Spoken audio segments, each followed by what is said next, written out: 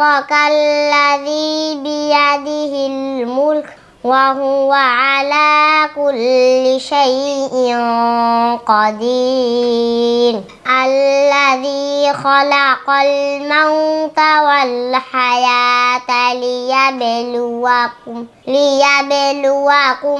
আইয়ুকুম আহসানু আমালা ওয়া হুয়াল আজিজুল গফুর সাদাকাল্লাহুল আযীম।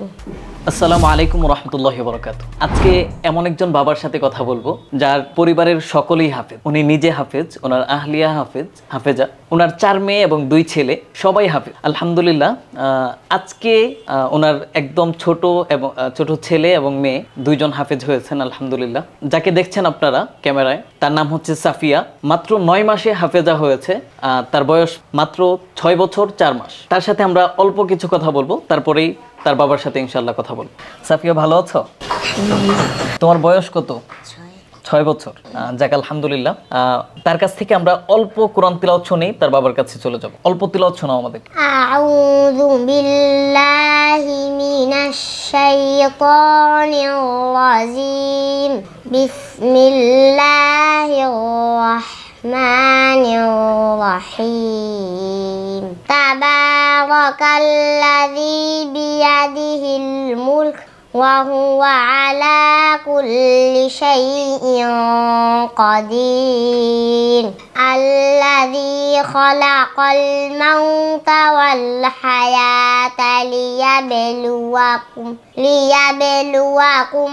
আইয়ুকুম আহসানু আমালা ওয়া হুয়াল আজিজুল গফুর সাদাকাল্লাহুল আযীম। মাশাআল্লাহ মাশাআল্লাহ, অত্যন্ত চমৎকার তিলাওয়াত করেছেন সাফিয়া। আশা করছি ভবিষ্যতে আরো ভালো তিলাওয়াত করবেন এবং ভালো আলেমাও হবেন ইনশাআল্লাহ। সাফিয়ার বাবার কাছ থেকে 2টি কথা শুনবো। প্রথমে প্রশ্ন হচ্ছে, যারা তাদের ছেলে মেয়েদেরকে হাফেজ এবং হাফেজা বানাতে চায় তাদের জন্য করণীয় কি? আপনি কি রুলস ফলো করেছেন, যে রুলস ফলো করার মাধ্যমে এত ছোট বয়সেই আপনার ছেলে মেয়েদেরকে হাফেজা বানাতে পেরেছেন, ছেলেকে হাফেজ বানাতে পেরেছেন? তাদের জন্য আপনার বার্তা কি থাকবে? এই ব্যাপারে আমি যে বিষয়গুলো ফলো করেছি সেটা হলো, তাদেরকে সম্পূর্ণ বাহিরের জগৎ থেকে দিনমুখী করে রাখা এবং বাহিরের ঘোরাফেরা, বাহিরের অন্য কোনো ছেলেপেলেদের সাথে মেলামেশা, এবার বাহিরের অন্য কোনো সংস্কৃতির সাথে পরিচয় হয়ে ওঠা, তা থেকে আমি সম্পূর্ণ ঘরোয়া পরিবেশে তাদেরকে দিনই পরিবেশের মধ্যে রেখে, যাতে করে তাদের জেহেন সর্বপ্রথম একমাত্র কোরআনের দিকেই থাকে এবং কোরআনকে তারা মুখস্থ করতে এবং শিখতে তারা শিখে এবং কোরআনকে তারা ভালোবাসতে শিখে। তাদের সর্বপ্রথম শিক্ষককে?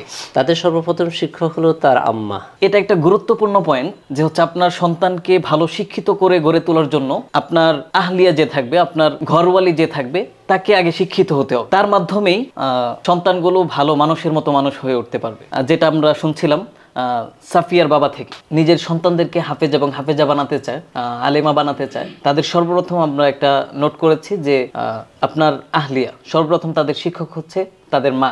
এবং এরপর থেকে আপনি আর কি কি নির্দেশনা দিবেন, বার্তা দিবেন? তার পরবর্তী যে বিষয়গুলো তাদেরকে অনুসরণ করণীয় সেটা হলো, তাদেরকে দিনই পরিবেশে এবং দিনমুখী হয়ে, একমাত্র কোরআনের আশিক হয়ে, কোরআনমুখী হয়ে তারা কোরআনকে শিক্ষা গ্রহণ করা এবং তাদের যারা শিক্ষক হবে, একজন আদর্শ শিক্ষক একজন আদর্শ হাফেজা উপহার দিতে পারে এবং শুধু হাফেজ আর হাফেজা শেষ না, তার পাশাপাশি সে যেন কোরআনের আমেল হতে পারে এবং কোরআনের সাথে তার জীবনকে যেন গঠন করতে পারে, এটাও তাকে অবশ্যই ফলো করতে হবে। আচ্ছা, আমরা অনেক সময় দেখে থাকি বাচ্চাদেরকে খাওয়ানোর জন্য, বাচ্চাদের কান্না থামানোর জন্য অ্যান্ড্রয়েড সেট ব্যবহার করে থাকেন, বিভিন্ন ভিডিওর মাধ্যমে তাদেরকে থামানোর চেষ্টা করেন। এক্ষেত্রে আপনার অবস্থান কি ছিল? এই ব্যাপারে আমার যে অবস্থান ছিল, আমার ফ্যামিলিতে বর্তমান পর্যন্ত মাদ্রাসার খাতিরে অর্থাৎ অভিভাবকদের সাথে যোগাযোগ রক্ষা করার জন্য শুধু একটা বাটন সেট ব্যবহার করে, তাও সেটা আসরের পর থেকে মাগরিব পর্যন্ত, এছাড়া অন্য কেউ ব্যবহার করছে না। অর্থাৎ আপনার আহলিয়ার ঘরের কোনো অ্যান্ড্রয়েড সেট? হ্যাঁ, আমি ব্যবহার করছি মাদ্রাসার স্বার্থে, বিভিন্ন নিউজ আসে যায় বা বিভিন্ন মেসেজ আদি অভিভাবকদের কাছে প্রেরণ করতে হয় বিদায়। তথাপিও আমি ফেসবুক এবং ইউটিউব অন্যান্য দিক থেকে তত একটা পারদর্শী না। আর আমার ফ্যামিলিতে বিতর্গত আমার মেয়েরা যারা হাফেজ হয়েছে, আলেম হয়েছে, আলহামদুলিল্লাহ তারা আমার সেট পর্যন্ত তারা আমার অনুমতি ছাড়া ধরে না। তো দর্শক, আমরা মোটা দাগে দুইটা পয়েন্ট ধরতে পারি।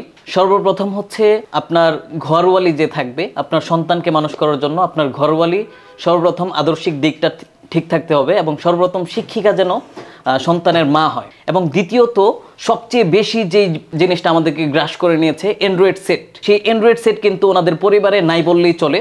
উনি শুধু মাদ্রাসার খাতিরে একটা অ্যান্ড্রয়েড সেট ব্যবহার করেন, সেটা পরিবারের কেউ ওই সেট ধরতে পারেন না। তো ইনশাল্লাহ আমরা চেষ্টা করব এই বিষয়গুলো ফলো করার জন্য এবং নিজেদের সন্তানকে গড়ে তোলার জন্য। ইনশাল্লাহ সবাই ভালো থাকবেন, সুস্থ থাকবেন।